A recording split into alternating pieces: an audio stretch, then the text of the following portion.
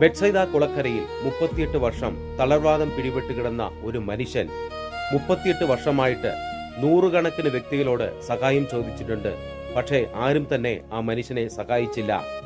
സാക്ഷാൽ ദൈവം തന്നെ അദ്ദേഹത്തിന്റെ അടുക്കൽ വന്ന് സൗഖ്യം പ്രാപിക്കാൻ നിനക്ക് ആഗ്രഹമുണ്ടോ എന്ന് ചോദിച്ചപ്പോൾ എനിക്ക് ആരുമില്ല എന്ന് പറഞ്ഞ് ആ മനുഷ്യൻ കരഞ്ഞു. എനിക്ക് ആരുമില്ല എന്ന് പറഞ്ഞതാണ് ദൈവത്തെ ഏറ്റവും കൂടുതൽ തൊട്ടത്. ആയതിനാൽ തന്നെ നിന്റെ കിടക്കയെടുത്ത് നടക്കുക എന്ന് പറഞ്ഞ് ഈശോ അവനെ സൗഖ്യപ്പെടുത്തി. സ്നേഹമുള്ളവരെ, നമുക്ക് ആരുമില്ല, ദൈവമേ എനിക്ക് അങ്ങ് മാത്രമേ ഉള്ളൂ എന്ന് പറഞ്ഞ് ദൈവത്തിന് മുൻപിൽ നമ്മൾ നിലവിളിച്ച് കരഞ്ഞ് പ്രാർത്ഥിക്കുമ്പോൾ ദൈവം നമ്മളെ സുഖപ്പെടുത്തും, നമ്മളെ ശാന്തതപ്പെടുത്തും.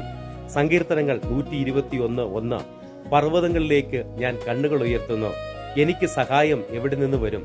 എനിക്ക് സഹായം കർത്താവിൽ നിന്ന് വരുന്നു. ആകാശവും ഭൂമിയും സൃഷ്ടിച്ച കർത്താവിൽ നിന്ന്. ആമേൻ.